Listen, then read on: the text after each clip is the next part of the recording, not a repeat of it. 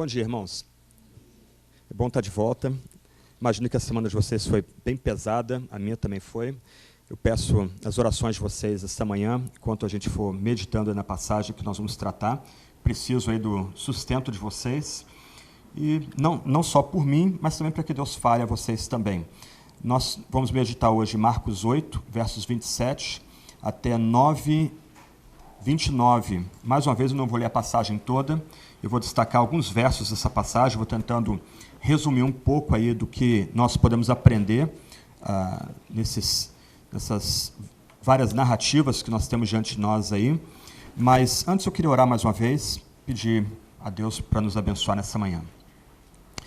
Senhor, nós nos humilhamos diante da Tua face, nós agora vamos nos voltar à Tua palavra.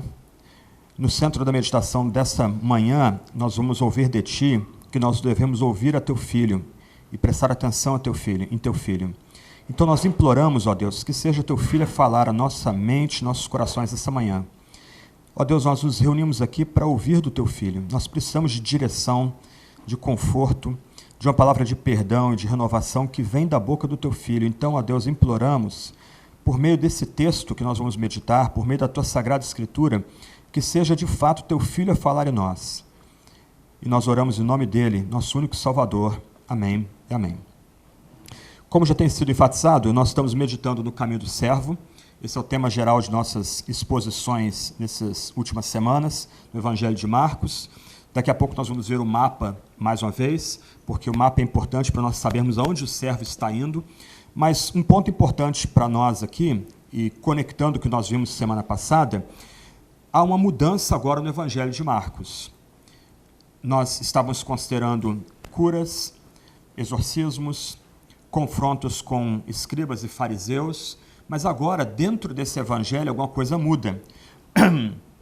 Ainda que Marcos não seja tão sofisticado como João, por exemplo, não seja tão elaborado quanto Lucas, interessado em detalhes históricos, não esteja tão conectado com o Antigo Testamento como o Evangelho de Mateus, Marcos tem o seu próprio estilo, e seu estilo é bonito.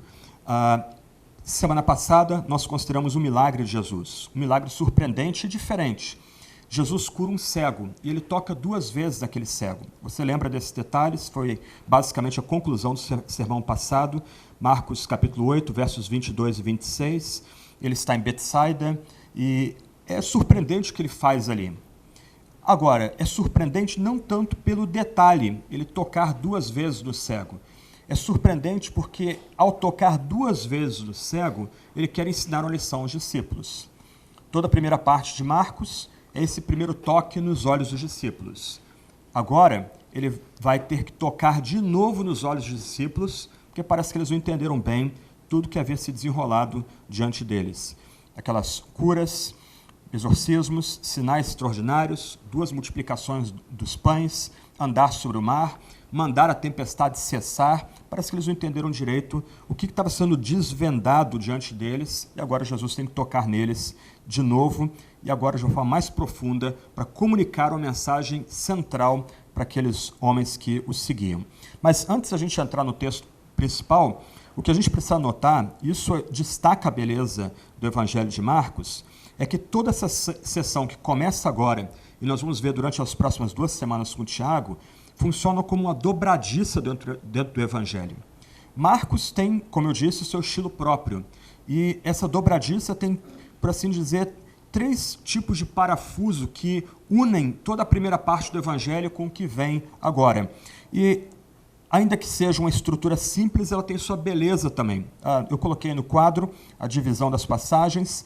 Nós vamos considerar hoje a primeira divisão, Marcos 8, 27 até 9, 29. Domingo que vem, Marcos 9, 30 até 10, 31. E depois, capítulo 10, 32 a 45. Em cada uma dessas divisões é enfatizado exatamente o mesmo ponto. Jesus vem para morrer, para sofrer e morrer. E em cada uma dessas revelações, isso que é surpreendente, a gente vai ver uma dessas reações hoje aqui, para cada revelação há uma reação de surpresa, de choque, de ainda incompreensão.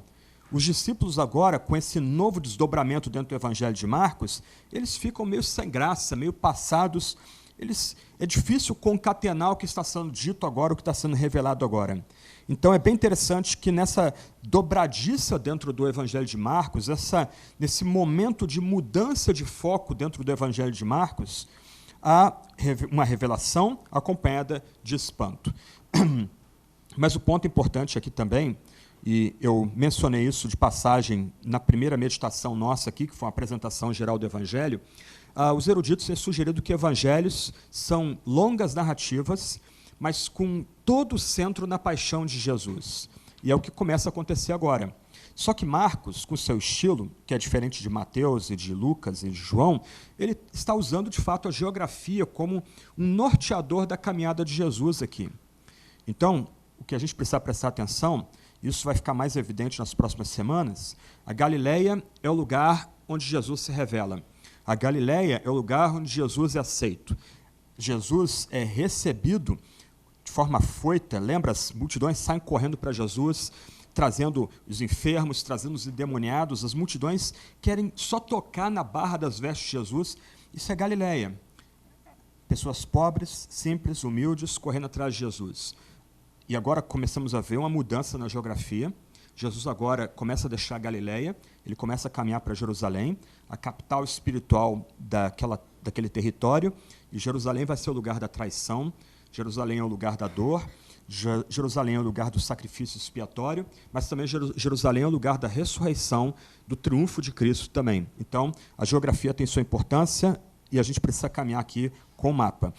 Um ponto importante antes da gente passar adiante é que nessa dobradura dentro do Evangelho de Marcos, esses 2 capítulos e meio que marcam essa mudança dentro do Evangelho de Marcos, o público-alvo de Jesus muda. Antes eram as multidões, todo o foco de Jesus eram as multidões. As multidões corriam para Jesus, trazendo enfermos, endemoniados, os fracos, os doentes. Jesus multiplicava pães e peixes para as multidões. Você tem que lembrar que Jesus alimenta 2 multidões distintas, uma de judeus, os filhos da promessa, mas também Jesus tem prazer em alimentar as multidões gentílicas, que são os nossos pais, que estavam lá diante dele, fora das fronteiras da Judéia, daquela província. Jesus também se defronta com os escribas e fariseus. Só que agora, o foco de Jesus são os discípulos. Tudo que Jesus fez, ele fez diante daqueles homens que caminhavam com ele. Você lembra, logo nos primeiros versículos de Marcos, Jesus já começa chamando esses homens para segui-lo, Pedro, Tiago, André, João e os outros 8, e agora Jesus se volta para esse círculo seleto e ele começa a explicar alguns pontos importantes ligados a quem ele é e o que ele deve fazer para aqueles discípulos. Vamos olhar o mapa e depois a gente entra no Evangelho. Hoje estou com tecnologia aqui, ok? Nós estamos considerando só essa região aqui. Tudo que Jesus fez até agora é circunscrito a essa região. Aqui Cafarnaum, Nazaré, onde Jesus cresceu, o Mar da Galileia, que é uma lagoa, a bem da verdade, Betsaida, Genezaré para cá, aqui a região de Decápolis, Jesus fez um milagre aqui, em Genezaré. Lembra que Jesus, semana passada nós consideramos isso, Jesus sai das fronteiras, vem para Tiro, onde ele encontra aquela mulher que se ajoelha, se prostra diante dele, pede para que o filhinho dela seja curado. Jesus depois dá uma volta, centra na Galileia e faz mais milagres aqui. Ele faz a multiplicação dos pães em algum lugar dessa região. E Jesus agora está se preparando para descer, para vir para Jerusalém aqui embaixo. Só que antes dele descer, ele vai sair com os discípulos, e ele vem para uma cidade chamada Cesareia de Filipe, que fica nessa regiãozinha aqui em cima, ainda fora das fronteiras da Judéia. Ok, posto isso, e tendo esse mapa em mente, vamos tentar extrair o que a gente pode aprender da seção que vai de Marcos 8, 27 até 9, 29. A divisão é bem simples, essa seção. Nós podemos dividi-la em 3 pontos principais. O primeiro ponto vai do verso 27 do capítulo 8 até o verso 1 do capítulo 9.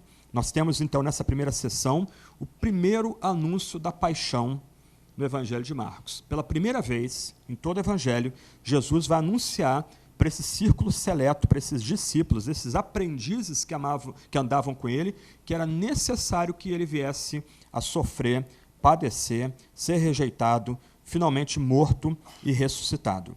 Você nota no verso 27 que Jesus ele está com seus discípulos e ele vai para alguns povoados próximos dessa cidade chamada Cesareia de Filipe. Essa cidade é diferente de Cesareia sobre o mar, que seria a capital militar e administrativa da província, que fica no mar, diante do mar Mediterrâneo. Essa cidade foi fundada por Herodes, depois o filho dele muda o nome para homenagear o imperador Tibério. Há um templo, até hoje, naquela região, é um sítio arqueológico importante ali na fronteira com a Síria, mas nessa cidade, fora das fronteiras da Judéia e da Galileia, Jesus ele confronta os discípulos. E ele faz uma pergunta simples para os discípulos: quem os homens dizem que ele é? E nós já tratamos essa pergunta, nós já passamos por essa pergunta antes, no capítulo 6, versos 14 e 15, e os discípulos começam a informar Jesus das várias opiniões que as pessoas que viram Jesus curando, exorcizando, multiplicando pães, têm a respeito dele. Alguns achavam que ele era um tipo de João Batista redivivo, João Batista ressurreto. Outros achavam que era Elias, que desceu dos céus e estava de novo ministrando na Judéia. E você tem que lembrar que Elias foi arrebatado, ele não prova a morte, ele é levado numa carruagem de fogo por Javé, como é contado no Antigo Testamento. Outros, genericamente, dizem que ele é um novo profeta, alguém que está na linhagem dos profetas do Antigo Testamento. E aí Jesus vira para aqueles discípulos e faz uma pergunta muito simples: e vocês? Quem vocês dizem que eu sou? A pergunta aqui já embute uma resposta. Se você lembra do Antigo Testamento, quando Moisés está no deserto, aparentemente derrotado, toda a sua formação no palácio não valeu nada, tudo que ele havia feito anteriormente parece que não teve importância nenhuma para a vida dele, e ele ali, como um pastor, ele viu uma sarça ardendo, mas que não se consumia, e alguém se dirige a ele de dentro da sarça e entra num diálogo com Moisés, e Moisés, espantado, pergunta quem é que fala com ele, e você lembra da resposta? Eu sou. Então, Jesus, na sua pergunta aos discípulos, e lembra que Jesus é um mestre brilhante, inteligentíssimo, ele já embute a resposta na sua pergunta. Quem vocês dizem que eu sou? Eles já estão vendo curas, milagres, exorcismos, multiplicação de pães, tempestade no mar parando, Jesus andando sobre o mar também revolto. Só Deus pode fazer aquilo que o Evangelho retrata como Jesus fazendo. E a resposta de Pedro aqui é simples, curtinha e muito bonita. Tu és o Cristo. Lembra que o Evangelho de Marcos começa com Jesus, o evangelista dizendo que ele escreve a respeito de Jesus, o Messias, que é o Filho de Deus. E esse é o Evangelho. Só que Jesus, como Cristo, não é desenvolvido em nenhum dos capítulos anteriores. Em nenhum capítulo anterior é dito, Cristo é tratado explicitamente como Messias. Agora, em Marcos 8, verso 29, é a primeira vez que um personagem reconhece Jesus como o Cristo, como Messias. Em outras palavras, o que o nosso apóstolo está querendo dizer aqui, e Pedro representa todos os discípulos ali naquele momento, é o seguinte: tu és o Messias, o Salvador apontado por Deus para o seu povo, cujo advento foi premeditado, previsto nas Sagradas Escrituras. Pedro e os 12 reconhecem Jesus como aquele que foi profetizado no Antigo Testamento, aquele especialmente ungido que viria para ser o grande Salvador, o grande libertador, aquele que vem para cumprir as profecias do Antigo Testamento, aquele que vem nos caminhos de Davi para ser maior do que Davi, para ser o maior rei que Israel já teve. Pedro reconhece isso. Ele faz uma boa confissão. E aqui, irmãos e irmãs, a gente é chamado a fazer uma boa confissão também. Diante de tudo que nós vimos agora, é ter uma visão pequena de Jesus, reconhecer ele apenas como um mestre brilhante, apenas como um curandeiro, apenas como um exorcista poderoso, alguém que faz alguns milagres segundo a sua conveniência. Não! Se a gente está acompanhando Jesus de fato aqui, se a gente está caminhando com Jesus enquanto ele vai seguir para o seu destino, que é a cruz, a morte violenta na cruz, nós precisamos fazer a mesma confissão de Pedro. esse que faz esses sinais com poder, esses milagres com poder, esse que tem vitória sobre o diabo, esse é de fato o Messias, esse é o Cristo. É Ele que vem para nos salvar, Ele que vem para ser o nosso libertador. É dele que as escrituras sagradas do Antigo Testamento dão testemunho, elas apontam para Ele. Nós vamos perder nosso tempo aqui, e a gente vai entender muito mal a mensagem de Marcos se a gente não fizer a mesma confissão que Pedro fez. Esse é o Cristo, esse é o Messias. É dele que as escrituras dão testemunho. É ele que as escrituras apontavam. E ele vem para ser um rei diferente. Ele vem para vencer os poderes da morte. Ele vem para vencer o demônio. Ele vem para nos resgatar dos nossos pecados. Tu és o Cristo. Esse é o Cristo. Só que é interessante que Jesus imediatamente ordena que os discípulos não falem dele mais nesses termos. Ele manda eles silenciarem. Ele não repreende Pedro, muito ao contrário. Em Mateus a gente vê que ele elogia Pedro e ele vai destacar que não foi carne e sangue que informou Pedro de que Jesus era o Cristo, mas foi o próprio Deus que levou Pedro a responder dessa forma a Jesus, mas ele manda eles silenciarem. Por quê? Porque Jesus não quer que ele, Messias, ele, o Cristo, seja confundido com outros cristos. E, gente, essa época a Judéia está debaixo do jugo romano, ela estava conquistada pelo poder romano, ela tinha semi-autonomia, mas não gozava de independência. Herodes era um idumeu, não era nem um judeu, não era nem da linhagem real da casa de Davi, ele era um rei estrangeiro governando a casa de Israel. E nessa época surgiam vários líderes guerrilheiros que se diziam seu Messias. Pouco antes do nascimento de Jesus, um homem se levantou para tentar romper com o jugo de Roma, foi para o deserto de Negev, ele foi massacrado junto com seus seguidores pelas legiões romanas. Haviam muitos desses pretendentes a Messias, com perspectivas políticas, militares, de libertação, de conquista, de cumprir as profecias do Antigo Testamento quanto à expansão das fronteiras de Israel. Não Jesus. Jesus tem uma missão diferente.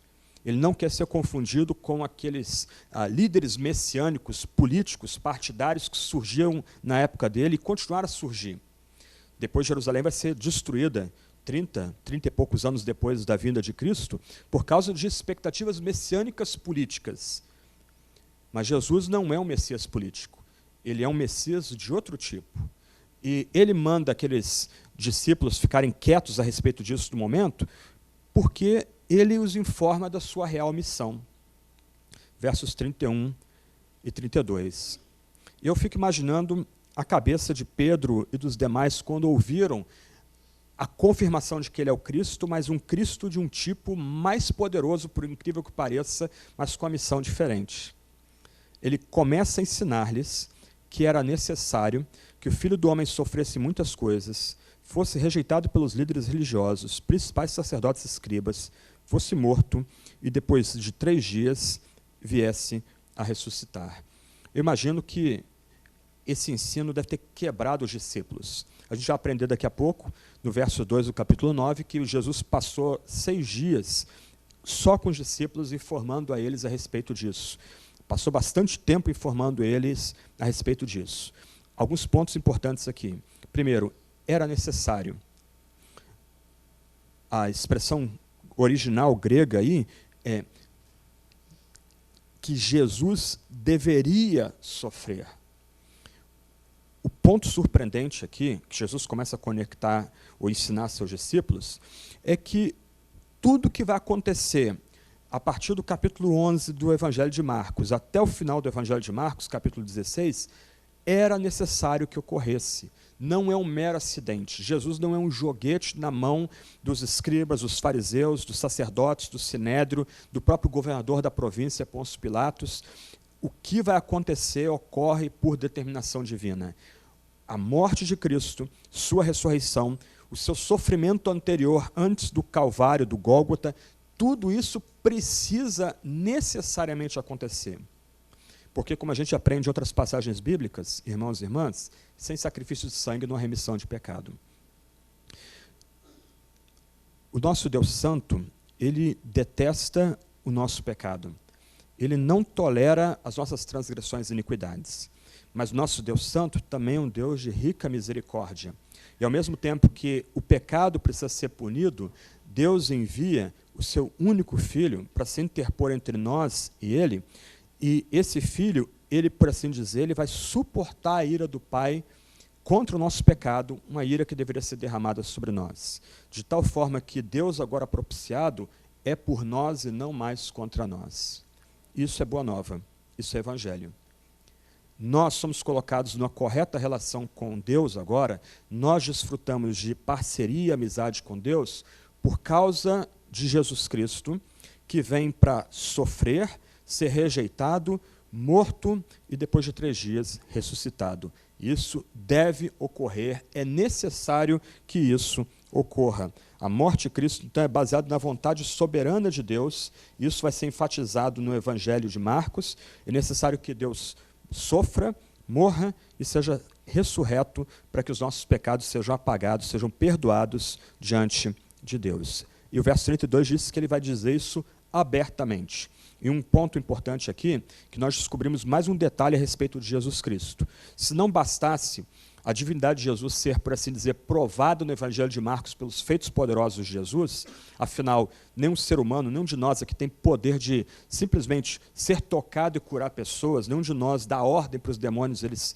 se afastam, nenhum de nós tem poder de multiplicar pães e peixes, nenhum de nós consegue comandar uma tormenta no meio do mar, só Deus pode fazer tudo isso. Não satisfeito, Marcos inclui mais um ponto aqui. Jesus tem conhecimento exaustivo de tudo que vai acontecer no futuro. O futuro é aberto, por assim dizer, descortinado para Jesus. Jesus conhece o seu futuro. Só Deus tem esse tipo de poder também. Então, os discípulos não estão diante apenas de um profeta exaltado do passado. Eles estão diante do Messias. Eles estão diante do especialmente ungido. Eles estão diante de Deus. Deus vivo, Deus encarnado, Deus feito carne, Deus diante deles.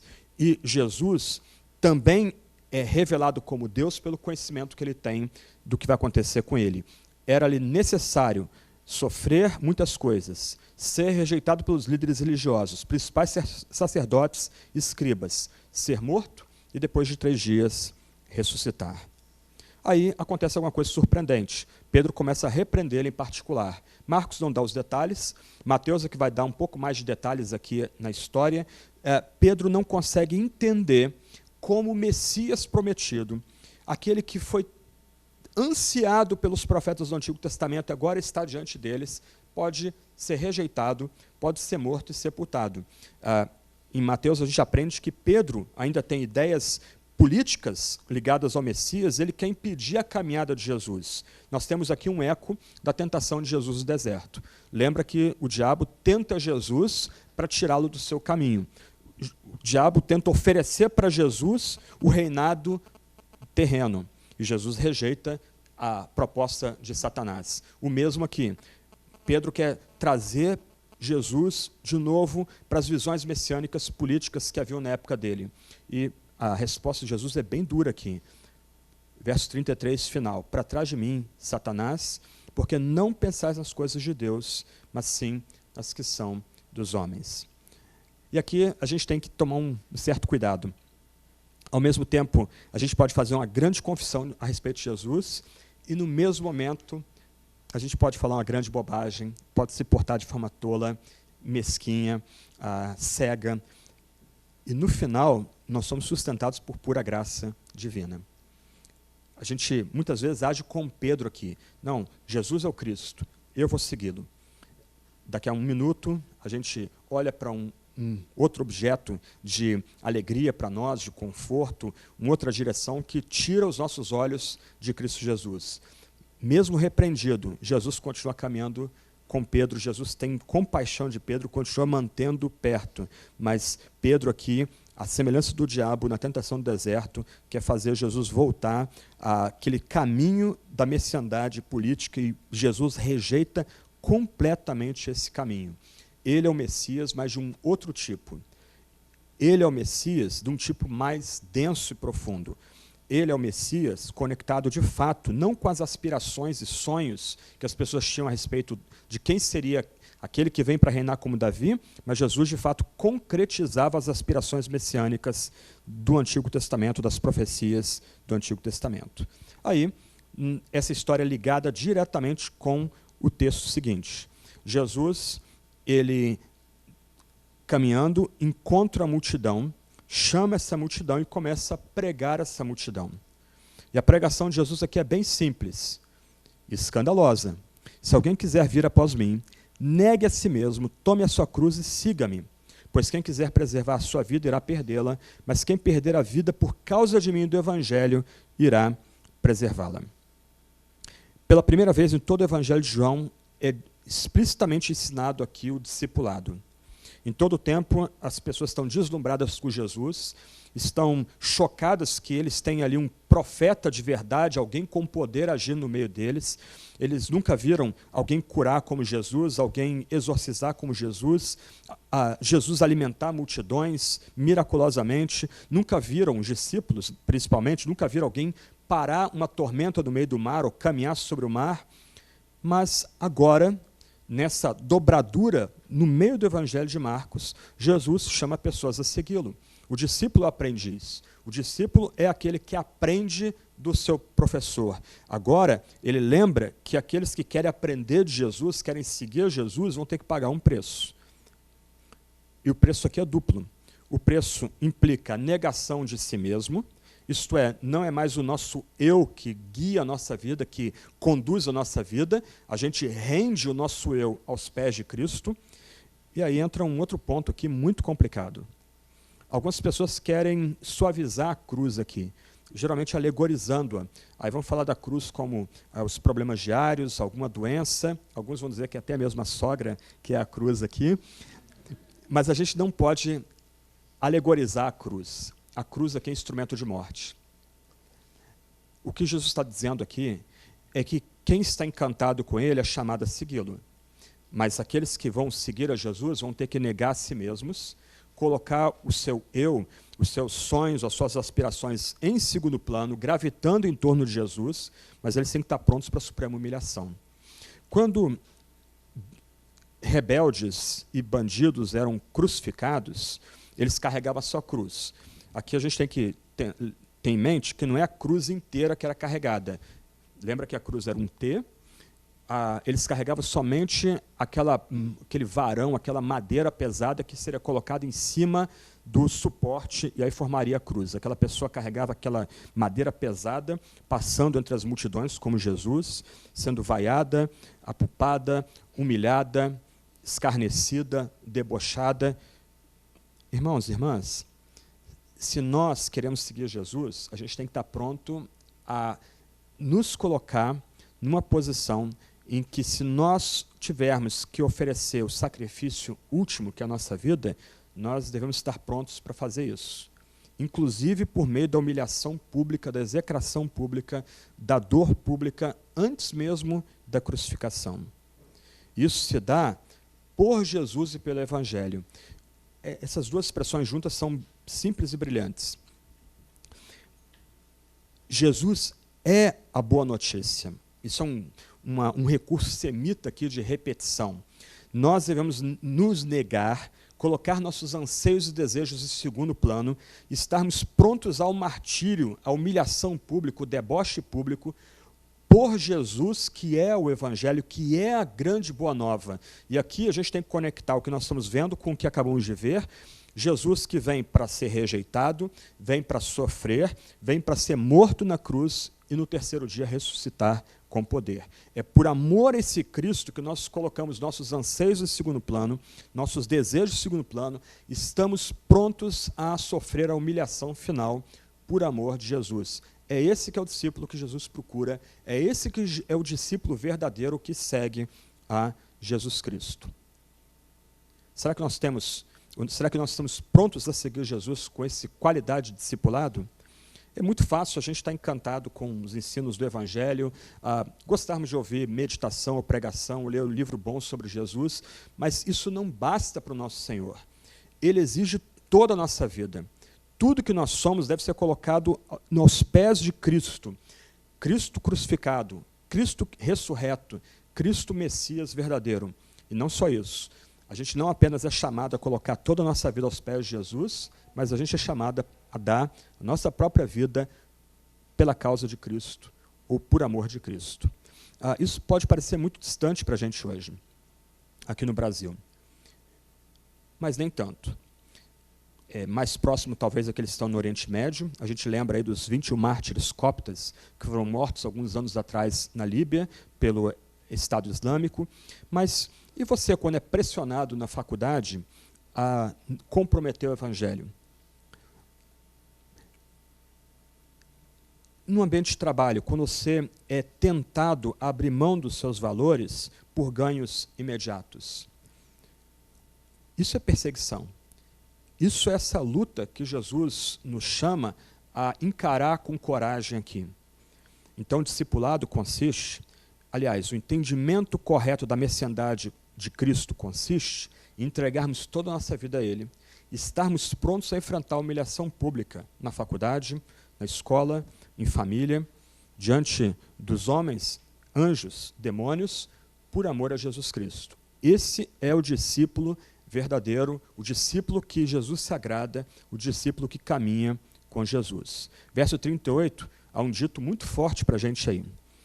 Jesus lembra que ele não apenas vai ressuscitar, ele vai voltar em glória.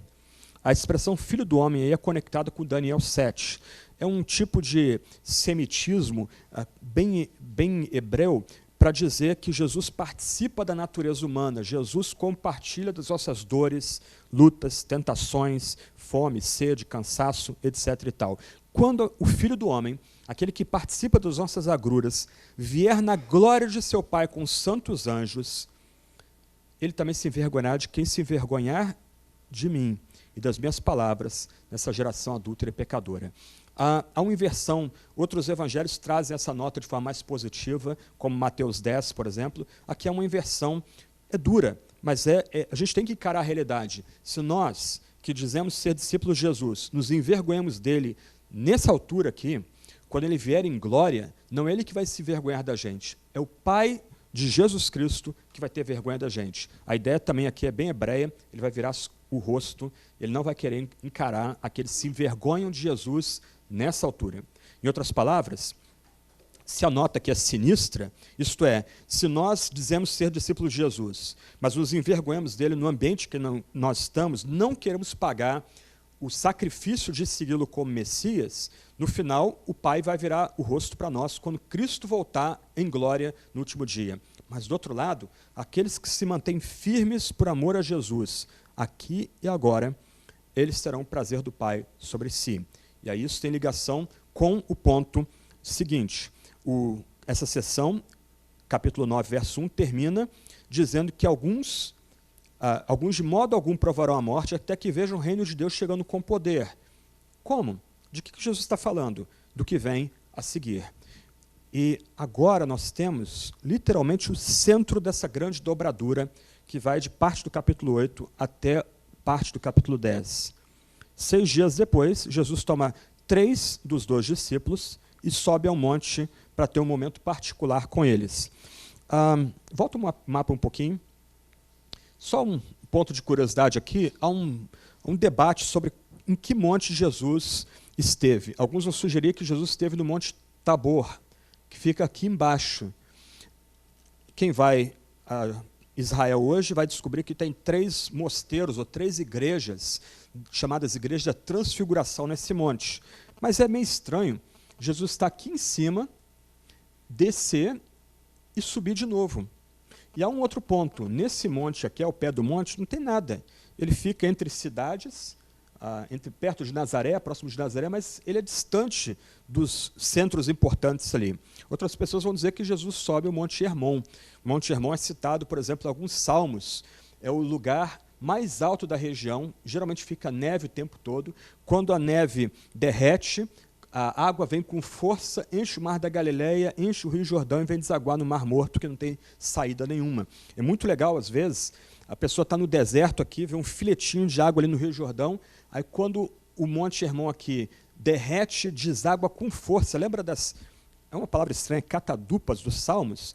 São literalmente torrentes de água que vem no deserto. Tem um vídeo muito legal no YouTube mostrando isso. Do nada surge água, do meio do deserto, não tem nada ali. Daqui a pouco o cachorro começa a latir, a água começa a minar ali, então algumas pessoas sugerem que Jesus foi ao Monte Hermon, mas ele fica muito longe da região, e você vai ver aí que quando ele desce do monte mais adiante, já tem os escribas arrumando a confusão no pé do monte, então fica difícil pensar que escribas saíram dessa região aqui para ir para uma região gentílica lá em cima para confrontar Jesus. Então, tradicionalmente, tem se falado do Monte Meron, que fica mais ou menos nessa parte aqui assim. Avança um pouquinho e vai ter uma foto aí. Aí a gente vê a foto desse monte aí, Monte Meron. Esse monte tem 1.200 metros, então a ideia aqui é que Jesus subiu ao monte, como Moisés subiu ao Sinai e como Elias subiu o Monte Horebe. Isso tem a ver com a passagem. Pode voltar para o esboço aí. Então a segunda parte da passagem, dessa passagem que a gente está considerando, vai do verso 9, ou do capítulo 9, verso 2 ao 13. Jesus sobe ao monte e algo surpreendente acontece nesse monte, assim como aconteceu com Moisés no Sinai, em Êxodo 24, e com Elias no Monte Horebe, em 1 Reis, capítulo 19. Jesus é transfigurado diante deles. A palavra parece complicada, mas traduzida do grego é mais simples. Jesus mudou a sua forma diante dos discípulos. Lembra de Moisés? Ele sobe no monte, ele vê Deus face a face, e quando ele desce, ele tem que botar um véu. O rosto dele brilha de tal intensidade que as pessoas não conseguem firmar os olhos em Moisés. O que acontece aqui não é que Jesus viu a Deus, é que Jesus, o Messias, que é Deus encarnado, ele agora se apresenta diante de Pedro, Tiago e João, transformado, descoberto, sem o véu da humanidade para protegê-los agora da sua imagem de glória.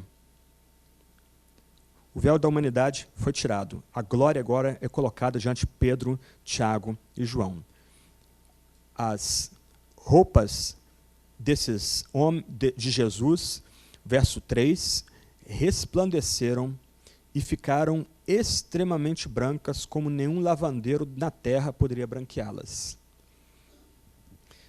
Aquele que é totalmente homem, é homem como todos nós aqui, um ser humano como todos nós, com as mesmas tentações, limitações, fraquezas, passando fome, sede, cansaço, dor, etc., é Deus também. E ele agora se apresenta àqueles homens, Pedro, Tiago e João, como transformado, como desvelado. O véu da humanidade foi tirado e eles agora veem Jesus resplandecendo, cheio de glória, diante deles, diante daqueles três homens. E não só isso, Moisés e Elias aparecem diante de Jesus, e o texto diz que eles falavam com Jesus. Só esse texto aqui já acaba com toda a ideia de transmigração da alma e reencarnação da alma. O Senhor Jesus, glorioso, com toda a sua formosura e beleza resplandecente, ele entra num diálogo com aquele que representa a lei e aquele que representa os profetas. E tem um outro ponto, há reconhecimento mútuo entre eles. Jesus conversa com quem morreu há muito tempo, mas quem morreu há muito tempo agora volta e está diante daqueles três homens espantados, chocados, conversando entre si. O negócio aqui é tão escandaloso que Pedro, sem meio saber aí o que está fazendo, o que está falando, diz assim: mestre, é bom estarmos aqui, verso 5. Façamos 3 tendas, uma para ti, outra para Moisés e outra para Elias. Antes de continuar aí, o ponto importante para nós, a gente não pode perder o foco aqui, é que Moisés, aquele que doa a lei para Israel, Elias, representando todos os profetas, eles dão testemunho de Jesus. Visivelmente, gloriosamente, espantosamente, aqueles 2 grandes homens, 2 grandes santos do Antigo Testamento, estão apontando para Jesus. Tudo que eles fizeram deságua em Jesus, desemboca em Jesus. Jesus é a concretização de tudo que aqueles 2 homens e aqueles que andavam com eles anunciavam. Mas Pedro está espantado aqui. A palavra tenda é traduzida como tabernáculo. A ideia é que agora é a hora de levantar um tabernáculo. Deus está diante de Pedro, Tiago e João. Pedro está falando aqui, como falou antes, no verso 31, capítulo 8, como representante dos dois outros colegas dele ali, Tiago e João. Vamos fazer um tabernáculo aqui. Vamos celebrar, vamos adorar. O verdadeiro sacerdote está entre a gente. E a lei e os profetas testemunham que esse verdadeiro sacerdote, o verdadeiro Messias, Cristo, está entre nós.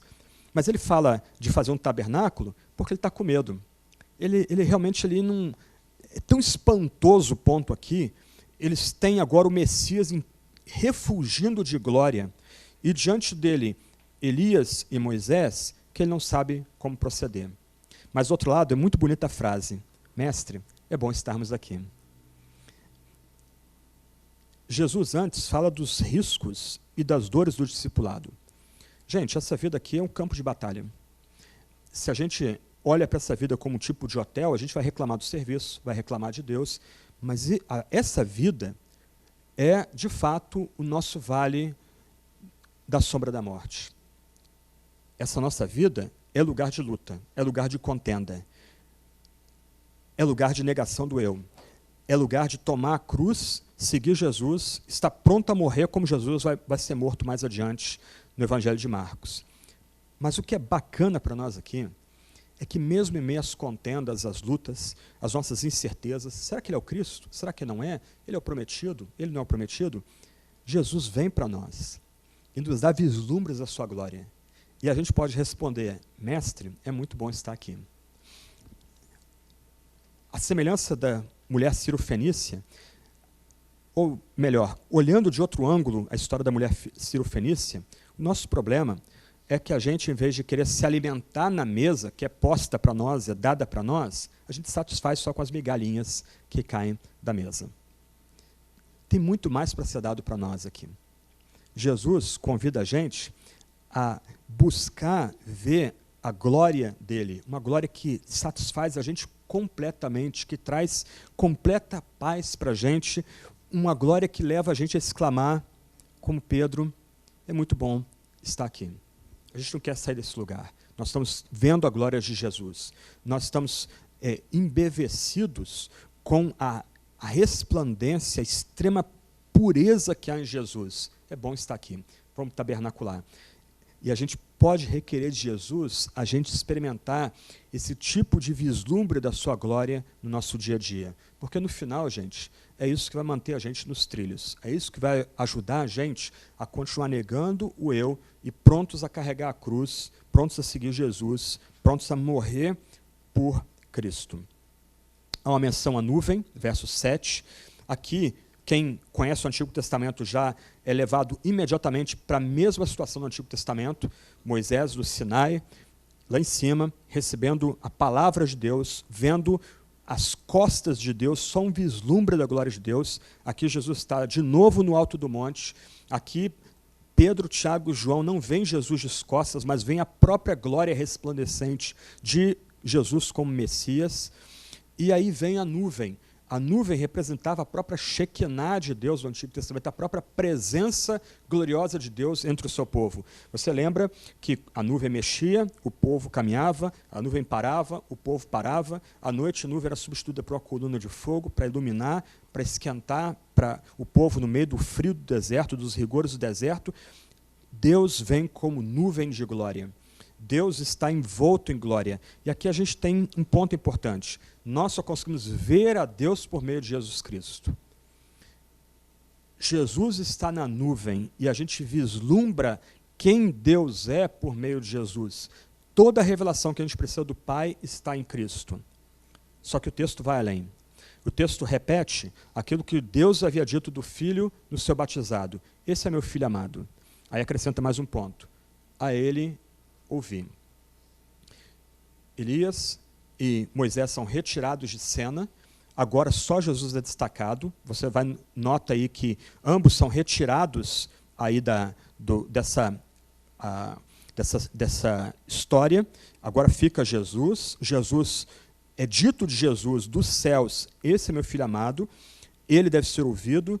Aqui a gente relaciona essa palavra de Deus com o que o próprio Moisés havia dito em Deuteronômio, que no futuro viria um profeta maior do que ele, e o povo de Israel, o povo de Deus, era convidado a escutar esse profeta. Aqui está aquele que recebe o testemunho de Moisés. Aqui está aquele que recebe o testemunho de Elias. Ele recebe o testemunho da lei e dos profetas. Mas aqui também está quem é maior do que a lei e os profetas. A gente deve ouvir Jesus. Jesus é a palavra de Deus para nós. Jesus é a palavra final de Deus para nós. E aqui, gente, nós não encontramos Deus no monte, nós não encontramos Deus em experiências de poder ou em experiências místicas, a gente não encontra Deus mesmo em curas e sinais e prodígios, nós encontramos Deus salvadoramente em Jesus Cristo, que vem a nós nesse livro. Esse livro é o bercinho onde Jesus repousa. E quando a gente chega a esse livro, a gente encontra Jesus. E a gente deve ouvir só Jesus. E não qualquer Jesus. Não Jesus de pregadores de televisão, líderes religiosos, mesmo líderes políticos que tentam tornar Jesus um revolucionário, mas a gente tem que escutar Jesus, o Messias. Aquele que vem para curar, para exorcizar, para alimentar a multidão, para ter domínio sobre os elementos da criação, mas aquele que vem para sofrer, para ser rejeitado, para ser morto e depois de 3 dias ressuscitado. É esse Jesus que a gente deve escutar. É ele que a gente ouve, e só ele que a gente ouve. O mundo é uma cacofonia, um monte de vozes, barulhos, sons, cada voz tentando cativar a gente. Na faculdade, trabalho, televisão, a gente tem que tapar os ouvidos e ouvir só a Jesus. Esse é meu filho amado, a ele ouvir. Jesus desce do monte com os discípulos, a partir do verso 9. De novo, pede para eles não contarem o que aconteceu na transfiguração. Ele pede para aqueles 3 só falarem do que aconteceu no monte, depois que ele é ressuscitado entre os mortos. Há um debate entre eles aí, versos 10 a 13. Eles não estão entendendo essa conversa de ressurreição. E aqui o ponto não é que eles não criam na ressurreição. O ponto aqui é muito complicado, muito longo, não tem como trabalhar isso aqui, mas Deus, devagar, vai ensinando sobre a ressurreição dos mortos do Antigo Testamento. Os piedosos do Antigo Testamento vão começar a entender um pouquinho da ressurreição dos mortos somente no período depois do exílio, depois que Jerusalém é destruída. Aliás, Isaías já começa a ensinar isso antes um pouco da destruição de Jerusalém, 500 anos antes de Cristo. Isso é um tipo de pedagogia divina em que Deus vai revelando um pouquinho mais de si mesmo até chegar à revelação final em Jesus Cristo no Novo Testamento. Então, no período aqui de Jesus, todo judeu piedoso cria na ressurreição do corpo. Só que ele cria na ressurreição do corpo no final da história, no dia do Senhor, como profetizado pelos profetas do Antigo Testamento.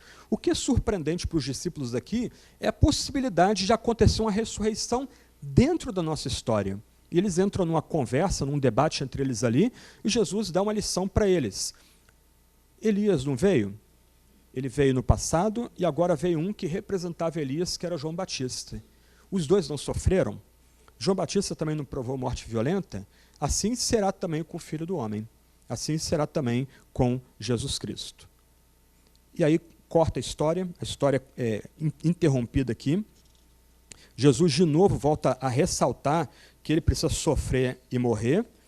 E aí tudo que aconteceu aqui desemboca numa última narrativa, que vai dos versos 14 ao 29 do capítulo 9. Eu vou só resumir o ponto aqui, para a gente caminhar para o final. Mas verso 14 diz que Jesus, ele descendo do monte, caminhando na direção da Judéia, tentando voltar para a Judéia, ele vai esbarrar com a multidão e com os escribas. Então, por causa dessa menção aqui no verso 14, os montes Hermon e Tabor são descartados como lugares de encontro de Jesus com essa multidão e com os escribas. Monte Hermon está fora da Judéia, bem longe da Judéia, então os escribas não teriam nenhum interesse em sair das suas fronteiras para ir para o mundo gentílico, o mundo impuro, o mundo dos cães, para tentar confrontar Jesus ali, e o Monte Tabor também fica distante dessa geografia retratada aqui, Cesareia de Filipe, Galiléia, etc. e tal. Então, o monte tem que ser o Hermon, que fica dentro da Galiléia, então, descendo do monte, ele encontra ali uma multidão. perto das cidades onde ele circulava, Cafarnaum e outras ali. Essa multidão é acompanhada de escribas e há uma briga, uma discussão ali entre aquelas pessoas, porque um homem traz um rapaz possesso por demônios e os seus discípulos não conseguiram expulsar aqueles demônios, não conseguiram exorcizar aqueles demônios. O que a gente precisa destacar aí, alguns pontos importantes. Nos versos 17 e 18, nós vemos que Marcos é muito cuidadoso em distinguir o que é doença do que é possessão demoníaca. Ainda que os demônios possam afligir pessoas com doença, nem toda doença é ação satânica. O homem que traz o filho para Jesus descreve aí de forma muito gráfica o que esse espírito imundo fazia com o rapaz. Por onde quer que o apanhe, provoca-lhe convulsões, de modo que ele espuma pela boca, range os dentes, começa a se enrijecer, fica todo duro. Eu pedi aos teus discípulos que o expulsassem, mas eles não conseguiram. No verso 19, Jesus literalmente bufa. Ó geração incrédula. Há um debate aqui sobre a quem Jesus se dirige. Alguns comentaristas vão achar que Jesus está se dirigindo aos escribas, que poderiam estar ali torcendo por um fracasso, já que os discípulos fracassaram, então Jesus vai fracassar também. Alguns supõem que Jesus está falando para os discípulos, mas eu acho que eles estão incluídos. Eu acho que Jesus está falando para todas as pessoas aqui envolvidas. Os discípulos, as multidões, os escribas. São os três grupos-alvo que Jesus está sempre esbarrando dentro do Evangelho de Marcos. Aqui você tem uma reminiscência de Moisés descendo o Sinai, o rosto cheio de glória, ele carrega as tábuas da lei gravadas pelo próprio Deus. Quando ele desce ao arraial dos israelitas, o que ele vê ali? Adoração a um bezerro de ouro, pessoas cantando músicas estranhas, pessoas suspirando com o Egito. Há uma reminiscência aqui. Ambos descem do monte. Ambos têm uma experiência gloriosa no monte, para descer ao monte e descobrir alguma coisa totalmente surpreendente ali, no caso aqui, incredulidade. Os discípulos precisam de ajuda. Eles estão diante de uma situação que vai além da capacidade deles. Eles não têm como lidar com essa situação nova aqui. E eles suplicam ajuda para Jesus, e Jesus vai intervir agora. Verso 20, o rapaz é trazido a Jesus, e quando o rapaz vem a Jesus, por causa da presença gloriosa, poderosa daquele que é o Messias, o espírito que se apossou do rapaz provoca nele uma convulsão, joga ele no chão, e é dito que esse rapaz endemoniado, tomado por demônios, ficava rolando pelo chão, espumando pela boca. Jesus pergunta ao pai, verso 21, quanto tempo isso acontece? A situação aqui é bem grave, porque é dito pelo pai que isso acontece desde a infância, quer dizer, um caso de possessão demoníaca bem grave, bem difícil de lidar. O pai dá novos detalhes aí que enriquecem o quadro tenebroso dos versos 17 e 18. Ele vai dizer que o demônio, quando se aposta do rapaz, lança ele no fogo e na água. O demônio quer destruir esse rapaz, que é criação divina também. E aí ele faz um pedido simples para Jesus. Se podes fazer alguma coisa, tem compaixão de nós e nos ajuda. Você não deve ler o verso 23 com uma repreensão, ok? Se podes, uma pergunta, Jesus está repreendendo o pai. Ele se coloca diante daquele pai aflito, quebrado, humilhado. O filho é um impuro, é um pária, porque o filho não domina mais a si mesmo, é dominado por demônios. Ele faz uma pergunta singela àquele pai. Ele é o Messias. Se podes, tudo é possível que crê. E olha que resposta bonita do pai aí. Eu creio, ajuda-me na minha incredulidade.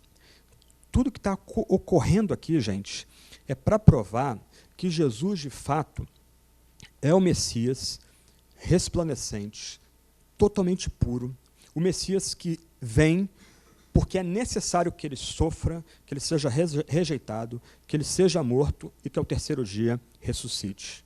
E todo esse testemunho desemboca numa ação poderosa. Jesus dá uma ordem para o espírito impuro. Ele diz, espírito mudo e surdo, eu te ordeno, sai dele e nunca mais entres nele. No final da história, Jesus vai dizer que há uma um tipo de demônio, uma casta demoníaca, que só sai pela oração, e alguns manuscritos vão dizer oração e jejum. Sabe o que é surpreendente aqui? Ao mesmo tempo que ele lembra para aqueles discípulos e para nós, que em alguns momentos, quando a gente se defrontar com pessoas endemoniadas, a gente vai ter que orar e jejuar para aquele espírito mal ser exorcizado, Jesus dá uma ordem sem nem orar. Ele não olha para cima, ele não invoca o Pai, ele, que é o Messias verdadeiro, ele que é o Messias que vem para sofrer, ser rejeitado, morrer e ressuscitar, ele que é o Messias que aparece para Pedro, Tiago e João, cheio de esplendor e pureza, ele simplesmente dá uma ordem para aquele ser demoníaco, o ser demoníaco sai. Um ponto importante aqui é que o espírito sai gritando, agitando, e o menino fica como se estivesse morto. As pessoas dizem, o rapaz morreu. E Jesus simplesmente toma o menino pela mão, levanta o menino, deixa ele em pé, e as pessoas ficam espantadas com o que ocorreu ali. Mesmo os discípulos ficam desconcertados, em particular perguntam para Jesus, por que a gente pode fazer algo assim? E a resposta é, essa espécie não sai senão pela oração e pelo jejum. Mas aqui está alguém que não precisa orar, porque quem expulsa esse demônio é o alvo das nossas orações, é o Cristo vivo, o Messias, aquele que precisa vir para ser rejeitado, para sofrer, para morrer, para ser ressuscitado ao terceiro dia por conta dos nossos pecados. Jesus é tão poderoso que ele expulsa demônios sem oração. Antes de partir para a conclusão aqui, a gente precisa lembrar de um ponto. Ainda que a gente tenha feito atos bonitos para Jesus no passado, não quer dizer que a mera repetição desses atos no tempo presente vão dar certo. Por assim dizer, o poder e a graça de Jesus têm que ser atualizados todo o tempo em nossa vida. A gente não confia no que Deus fez no passado. A gente confia que Deus pode intervir no presente. E um ponto importante para destacar aqui, quando a gente pensa de forma global nas curas e sinais que Jesus já fez no Evangelho de João, é que cada cura e cada sinal é diferente do outro. Então, nós não devemos descansar sobre o que Deus fez no passado pela gente. A gente não deve ter a presunção de que, como os discípulos, nós exorcizamos o passado, então podemos exorcizar hoje igualzinho fizemos o passado. De forma nenhuma. A gente tem que atualizar a nossa relação com Jesus todo o tempo, por meio de oração e, eventualmente, também por meio do jejum, que é a privação do alimento para buscar exclusivamente a Deus, focar toda a nossa atenção em Deus. Alguns pontos para nós concluirmos aí. Pode botar o último quadro aí, então. Dentro do Evangelho de Marcos, há uma mudança dramática agora. Os primeiros 8 capítulos, até o verso 26 do capítulo 8, nós temos Jesus curando, exorcizando, alimentando multidão, demonstrando ter poder sobre os elementos da criação, confrontando fariseus e escribas e vencendo eles em debate. Só que Jesus, como Messias, está oculto para nós aqui. Mas agora há um momento, e esses capítulos agora, 8, 9, 10, vão abrir isso para a gente, vão desvelar isso para a gente, que Jesus agora se revela de fato como aquele que é dito no primeiro versículo do Evangelho, como o Messias. Mas não um Messias de qualquer gênero, um Messias muito específico, como profetizado por Isaías e outros profetas. Um Messias que vem para sofrer, para ser rejeitado, para morrer, morte violenta no Calvário, e depois de 3 dias ressuscitar. Jesus agora se apresenta, então, como Messias servo. Ele vem para servir. Até o presente momento ele está servindo, e ele serve ativamente. Mas como servo, como o Messias que é escravo, ele vai se submeter ao poder das gentes, ao ódio das pessoas, à fúria dos religiosos, dos mestres da lei, e ele, de forma mais profunda, ele submete ao seu amado Pai. Ele segue o caminho que o Pai traçou para ele. Ele não se desvia um único centímetro do caminho que Deus estabeleceu para ele. Que, mais uma vez, é o caminho em que é necessário que ele sofra, que ele seja rejeitado pelos líderes religiosos da época dele, mas também ser morto e ao terceiro dia venha ressuscitar em glória. Em outras palavras, e aqui é o destaque, o Evangelho de Marcos lembra que Cristo é o Rei poderoso, mas ele é o Rei poderoso que irá para a cruz, e quem quiser segui-lo deve ir para a cruz também. Vamos orar e a gente pode ter um momento de oração silenciosa.